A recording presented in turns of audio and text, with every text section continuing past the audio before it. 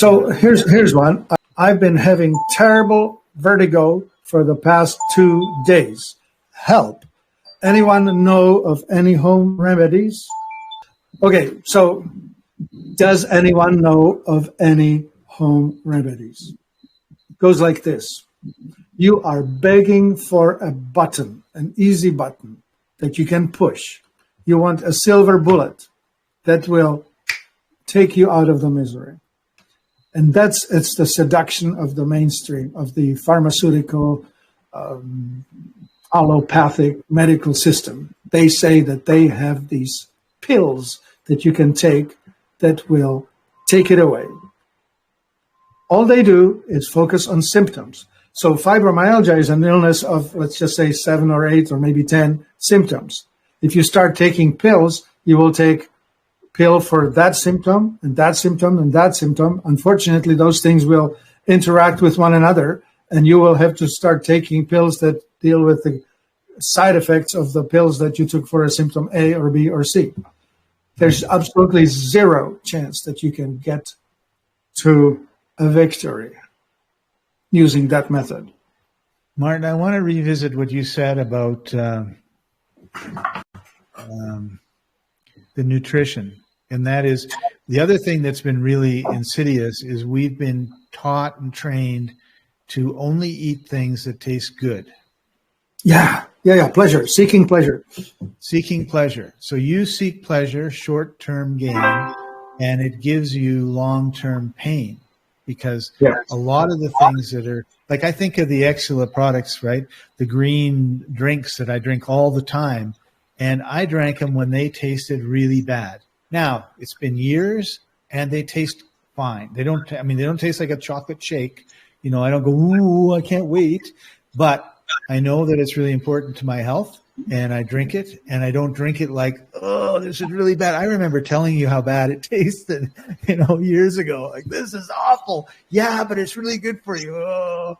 So you have to go through, it's like a curtain and a bunch of curtains. Like you have to keep going through these curtains and unlearning a whole bunch of things that we've been taught, which is like, cake, birthday cake, cake, muffins, Halloween candies, all these things, Coca-Cola, cream and sugar in your coffee. I mean, it's all about tasting really good, which is gluttony, one of the sins, right? Yeah, maybe, but it's also an addiction. It's like, I know of a man, you know of him too, who said, I will not give up my evening brandy. I would just as soon die than give that up. Yeah. It was whiskey. All right. Whatever it is, whatever you associate with the most pleasure, you would not want to give up because life is not worth living without it. Right. But here's the key, I think. Instead of addiction, let's call it a habit. Okay. So what I've been taught is you cannot get rid of a habit. You can replace a habit. So I want to smoke. I don't want to smoke, but I'm addicted to cigarettes. Get carrot sticks or get something else that you can stick in your mouth because half of smoking is the mouth. And if nicotine makes you feel good, then just start using nicotine pouches. Right. Or gum or whatever. Yeah. Right? Yeah, something. So you have to look at the things that you're eating or drinking that is not good for you, like potato chips. Okay, what can I eat instead of potato chips? Right? Celery sticks. And you just gradually move yourself off of those things. Or you go out into the woods and you only have super good, taste terrible food, but you're 50 miles away from the grocery store and you don't have a car. So you're stuck there and you go in the corner and just get the fetal position because you can't get your sugar fix. And 3 weeks later you come out and you're over it. And then a week later it's Thanksgiving and your mom invites you over and there's this big on and on pie and you're back, a month later in the woods because your addiction came back. Yeah. I remember how difficult it was for my mother when I showed up with my family of 4, 2 children, as vegetarians. And we said, we're going to do it as vegetarians. She wanted to treat us with love and all that. And we said, yeah, well, okay, we'll have the cauliflower. No turkey for you. Okay, so let's get back to this gal who's got vertigo. Vertigo Yes. is one of the symptoms that is chronic inflammatory degenerative metabolic disease.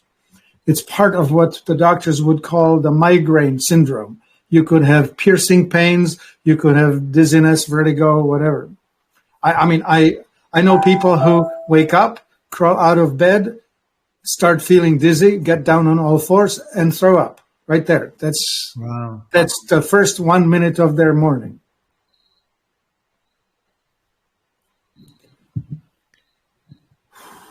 So what do you do? Yeah. Well, the problem is the same four statements: toxicity, malnutrition, stagnation, and trauma. Just have to deal with it. There's no getting rid of these symptoms, and they are many, right? Like we talked about histamine-mediated inflammatory symptoms. It can hit any system in the body. Nerves, reproduction. Women will have dysmenorrhea or some kind of a whatever trouble with the reproductive system. Or you can hit your, I don't know, what else could we think of? The balance of the... What you're saying is if I wake up in the morning and I get up, I feel good, I'm laying in bed, I get up, I don't get up like super fast or anything like that, so the blood's not running out of my head. And then I get up and I stand up and I'm like, oh, I'm feeling kind of vertigo. Probably the first thing I should do is, what did you eat last night? What did you eat yesterday afternoon? And then, it could be as immediate as yesterday, but it could also be a long term, right? Like, for example, wheat does not leave your body for 10 days, right? The effects of wheat are fairly long. So if you say, I'm gluten-free except for Fridays when I go to have pizza with my buddies, you never have a day when your body isn't under the effect of gluten. Right. But I may have vertigo all the time, or maybe I just have it once in a while. Right. And if you have the once in a while, then the detective plays really important role. Yes. Right. Yeah. If you have it all the time, then you know you've got to detox. You've got to get rid of the toxins. You have to change your diet. You have to change what you're drinking. You should meditate and relax. Your cortisol levels are probably through the roof. Your body is breaking down, and this is just like the engine light that you take the gum out of your mouth and you cover so you don't see it doesn't mean that your engine isn't in trouble. But the fact that your engine has an issue doesn't mean that it's oil or it's the carburetor or it's the pump, or like, you don't know what the problem is. All you know is there's a light on that tells you got to go see the mechanic, and he then plugs in his computer thing that then says, oh, well, you need this, and that's not working, and this needs to be tuned up, and tells you all the lists of things that need to be done.